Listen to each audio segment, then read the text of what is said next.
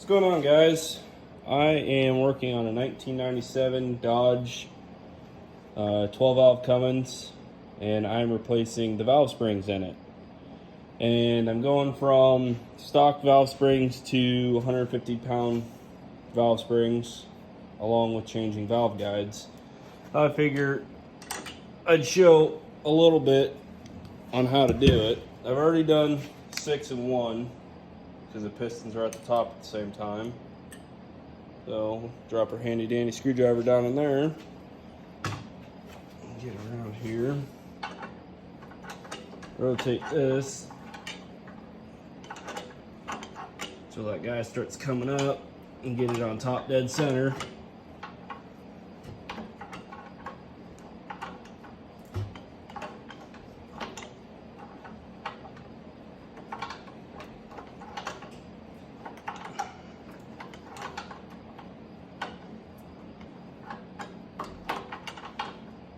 There, it's starting to move.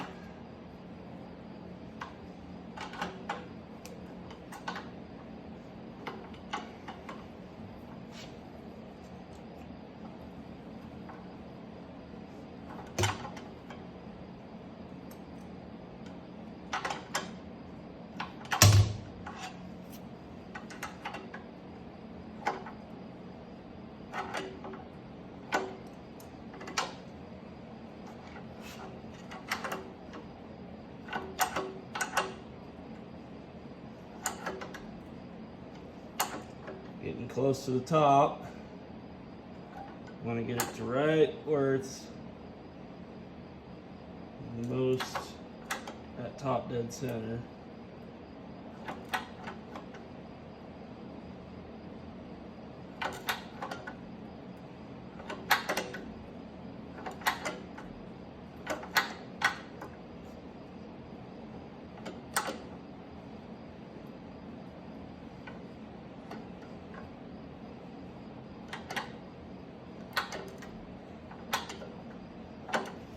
There, I kind of feel it slowing down, and it's starting to go down, so it'll go back the other way, just a tick.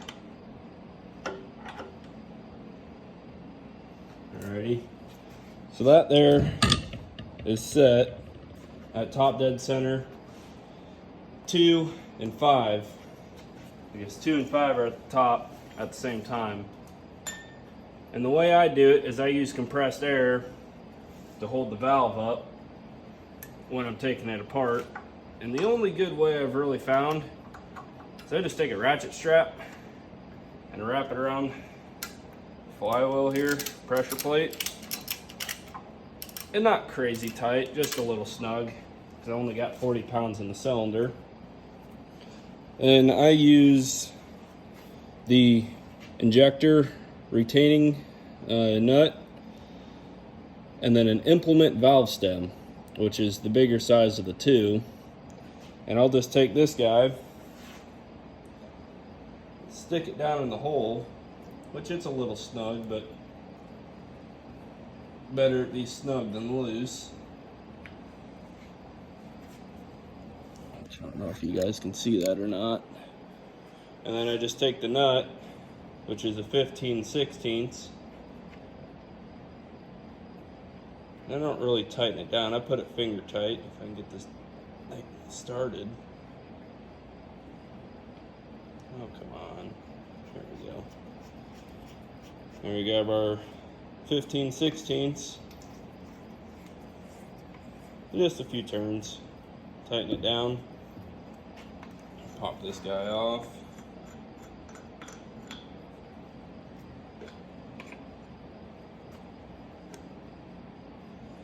And this one.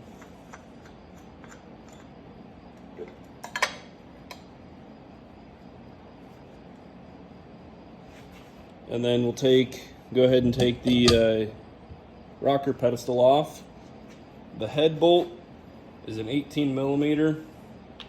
It gets torqued down to 89 foot-pounds plus 90 degrees, which I've done a little bit of science, which I mean guessing. 135 foot-pounds is just about the same as 90 degrees. Take that guy loose. Then grab our 13 millimeter and a ratchet. Pop this guy loose, this rocker pedestal bolt gets torqued to 18 foot-pounds. Take these guys out, set them to the side. And this is where I use my fancy homemade tool I made with scrap steel laying around. So a lot of the kits out there that you can buy have a base and then the piece that actually compresses the valves, this is just 1 inch by 1/2 inch steel, 3/8 hole in the middle, 1/2 inch holes on each side, and then I took a 7/8 drill bit and drilled, so I had a little bit of a relief. So I'll take this guy, and then I have a spacer. I've got a bolt, the same thread as the pedestal bolt. I didn't have any shorter, so I just used a socket and a couple washers, which bring you guys up here close. But I'll just take this guy here, line the holes up, get my socket and bolt, thread it down till it's seated, and tighten it up just a hair, just so it doesn't pull out of there or move around.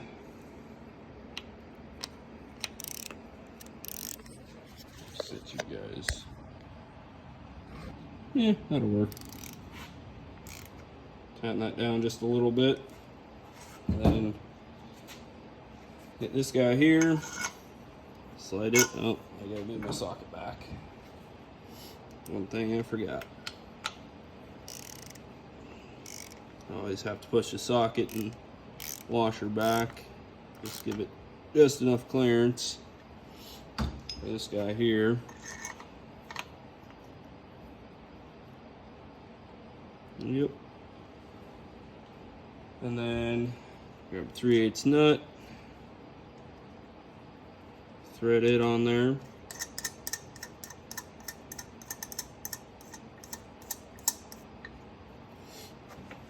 And then I've got an engine hoist that I've got my air hose draped over, so it doesn't really bend that valve stem too much, because it tends to leak a fair amount more when it's kind of cockeyed, to say the least.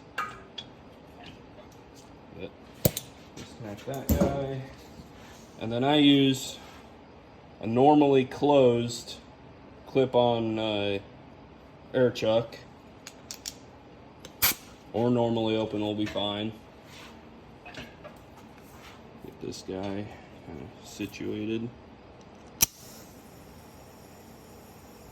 You can kind of hear a little bit of air moving past. Turn on the light here too, which that's normal. That's just the valve guides leaking, or the valve seats leaking air, which we'll go ahead and start tightening this guy down. If I get the right size socket. 9/16. And you hear that? How it's kind of hissing quite a bit more air. Well, you just go along and tap and tap. It'll break those keepers free of its, break the keepers away from the, oh heck, I can't remember what the proper name is called. The valve keeper retainer ring on top of the valve spring. But we'll crank this down a fair amount, just enough to get the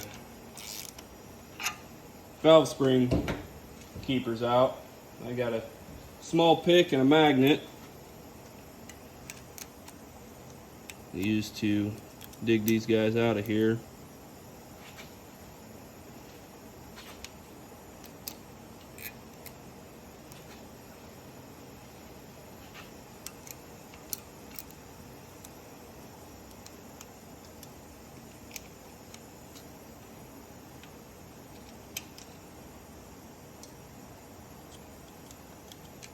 Oh, come on. There we go. So now that I got the keepers out, I'm going to go ahead and back off that nut and release the pressure off the valve springs.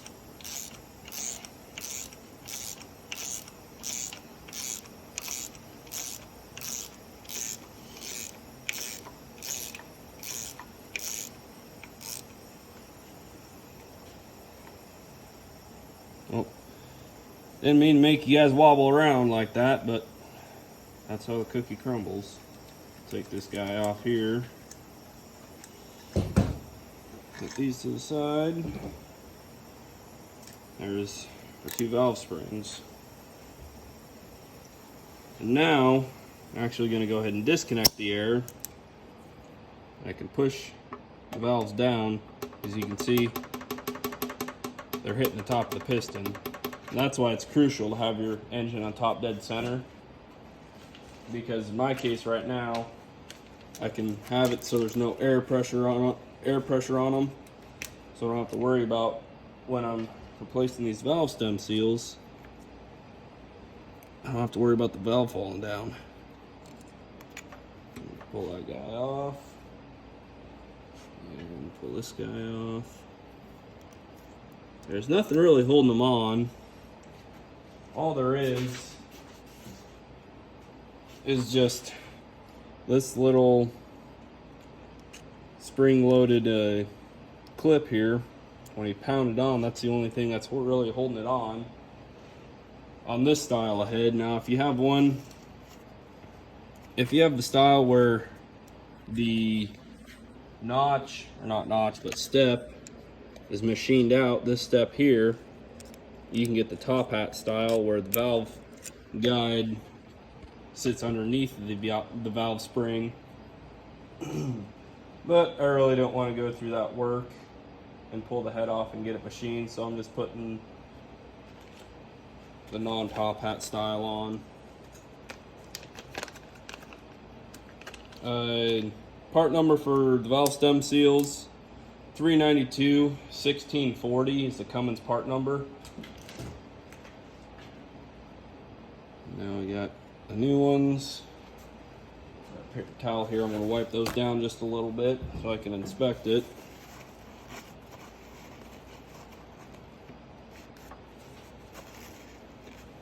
Make sure there's no excessive wear or excessive play side to side, which for this motor having 276,000 miles, yeah, I'd say they're good enough for who it's for.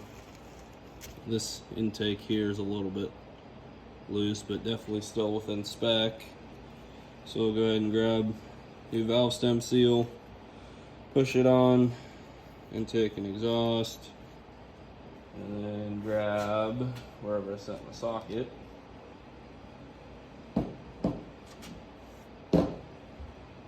I just got a 12mm socket. I'm using the 3/8 end just to tap these guys on here.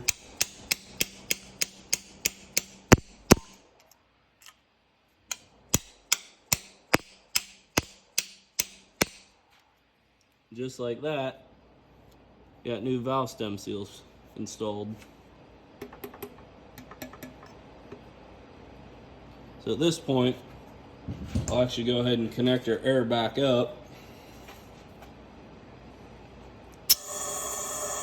Pick up on our valves to help hold them up when I reassemble it. Now in reassembly, where did I set my box?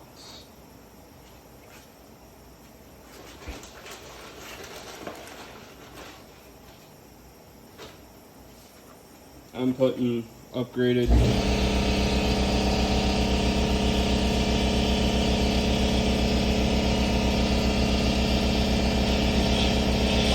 Upgraded 150-pound valve springs, which you can see there's quite a bit of difference between the two in height. This is stock, this is aftermarket. So that's kind of why it's nice to have a little extra thread here, so you don't have to worry about compressing them at first by hand to try to get them on there. I'll slap that guy in there. Slap that guy in there. Actually, kind of looks like I need to move my holder over. Here we go. And then we'll get our compressor, put it back on, along with the nut.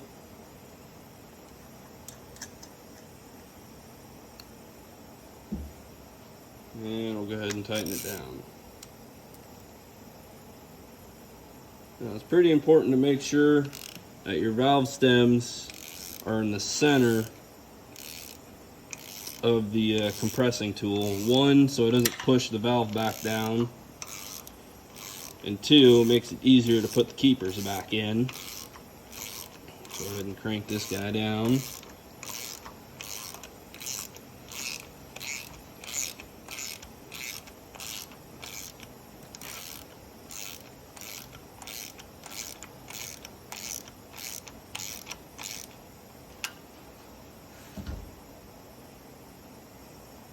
Go ahead and get our keepers, drop them guys in.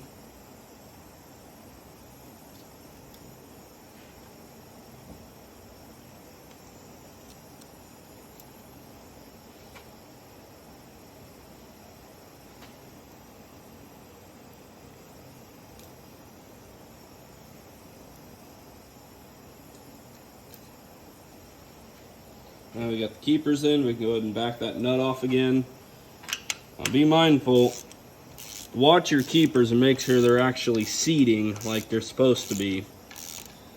Because if you don't pay attention, one, the valve spring can come flying off if you're not paying attention. And two, you may not think of it now, but you might be in the shower, on the shitter, or trying to sleep, and you think to yourself, is that keeper in all the way? So what I do is I just take them, give them a little love tap with a soft-faced hammer.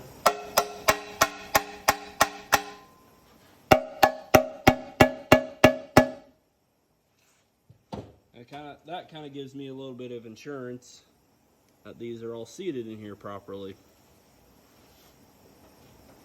So then we'll go ahead and, at this point, don't need the air anymore. Disconnect that. Take our compressor, valve spring compressor, I don't know, pedestal adapter out of here.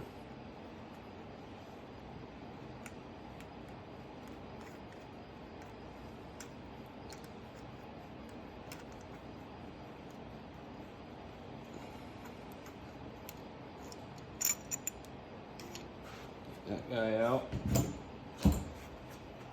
And I kind of like to blow the holes out to make sure there's no excess oil so it doesn't hydro lock. So I'll go in here and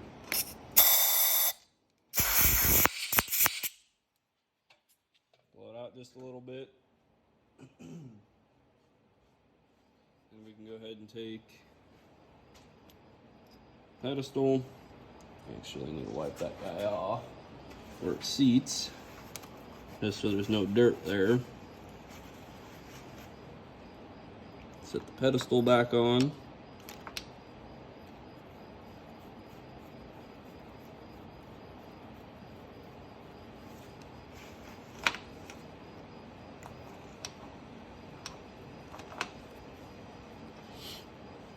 Put the head bolt back in. Or if you're doing studs, this would be the time to do the studs, but I'm not studding this motor because I don't think it's worth it. But at the same time, I'm putting valve springs in, so it's at least worth something. And we'll go ahead and tighten it down just a hair with the regular ratchet. And then this guy here is torqued in 2 sequences. First is at 89 foot-pounds. So we'll go ahead and get our torque wrench set to 89.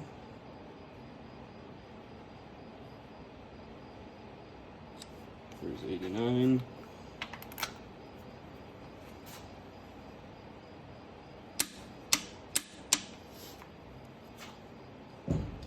And in the manual it says 90 degrees from 89 foot-pounds. Well, I'm gonna go, let's put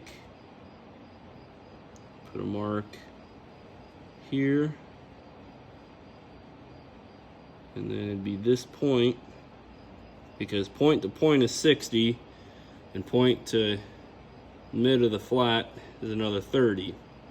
So we'll go from this point to that flat, which I set my torque wrench at 135. There's 120, 135. And it'll get me relatively close to where I need to be.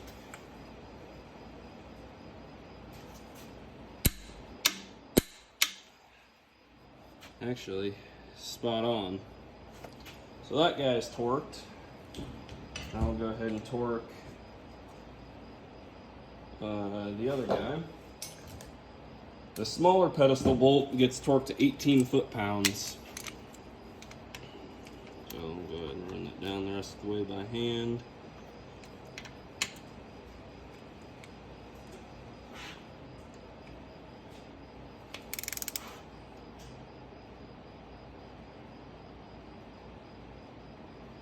Now, help if I set the damn torque wrench. Jesus. Thought I already had it set, but apparently not. I get in the habit of backing them off. Sometimes I forget to back them off, so we'll just go ahead and restart that guy. It's probably, yeah, it's way over torqued. Bring the fucking socket.